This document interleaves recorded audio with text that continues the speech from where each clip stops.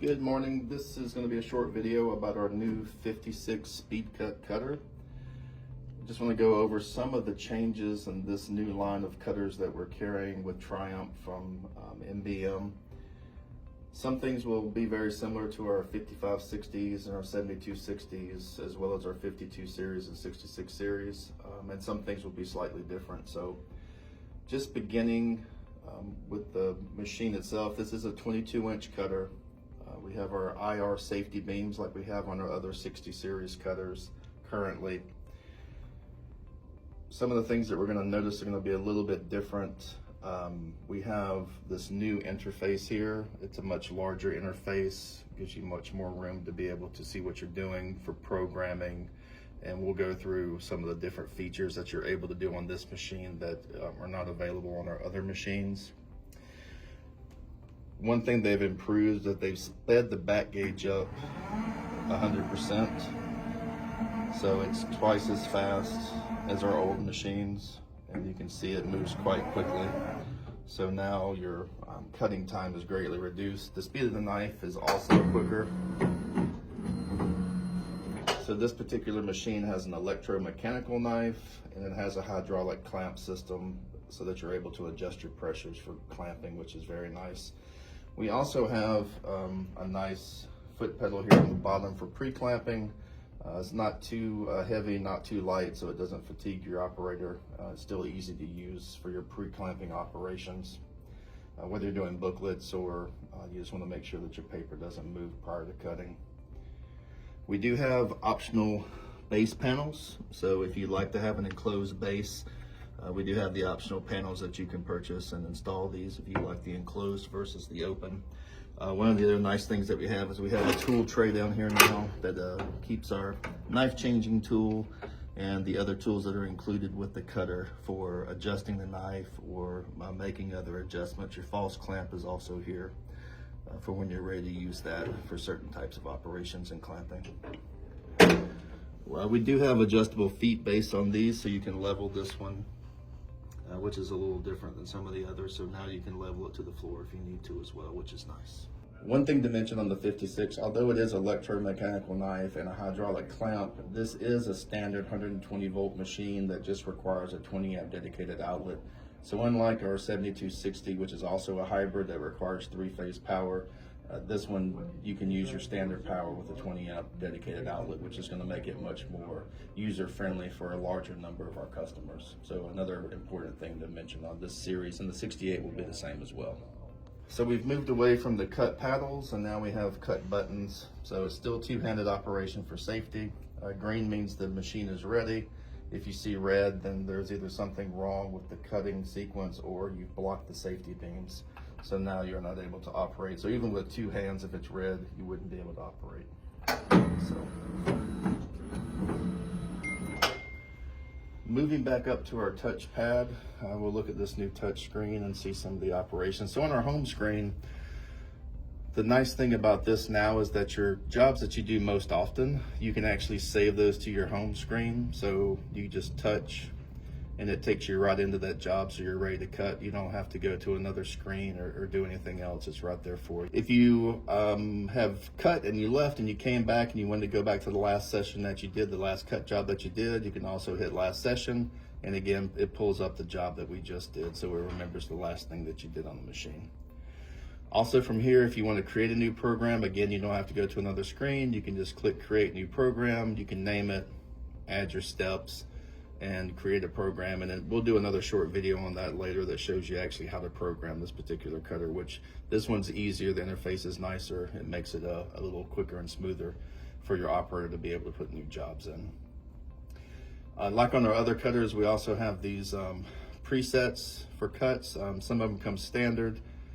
But you can also add extra ones. When you add one, another number will pop up afterwards, and it'll keep adding a space as you add new measurements. So nice just to have these really quick ones so you don't have to type anything in. If you're doing a cut down on 8.5 by 11, you can just hit your 5.5 and cut that in half. So it just makes it nice and quick for you. Our second button here is the recall for our last job, just like we did a minute ago. So it's going to recall the last job that you had in queue. Our next button looks like a file folder, and that's exactly what it is. It takes us to this file manager screen.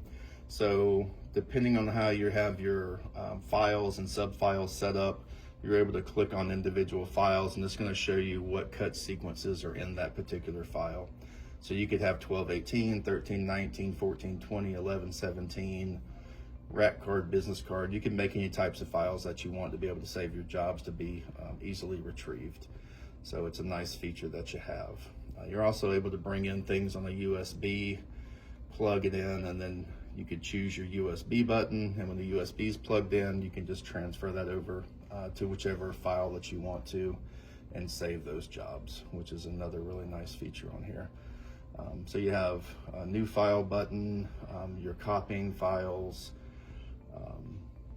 different deleting files, editing files, and things like that. So it gives you lots of options to work within the file system that you've already created.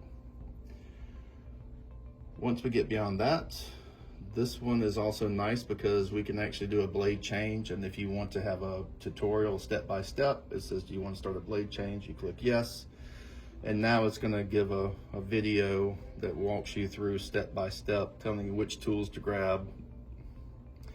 And then as you go through, it's going to walk you through adjusting the blade up, it's going to walk you through loosening your screws, attaching your knife changing tool, etc. So it walks you through all the steps until you've put the new blade on for your new blade change, which is a really nice feature for folks who want to change their blade, but maybe in the past weren't sure what to do or were a little afraid of it. This will make it easier for folks who don't have servicing dealers to come in and do it for them. The next gear button is going to take us to our settings. So this is going to give you some general information, let you date and time, and it's going to show you different what your ejector push is. It's going to give you information about like your CPU,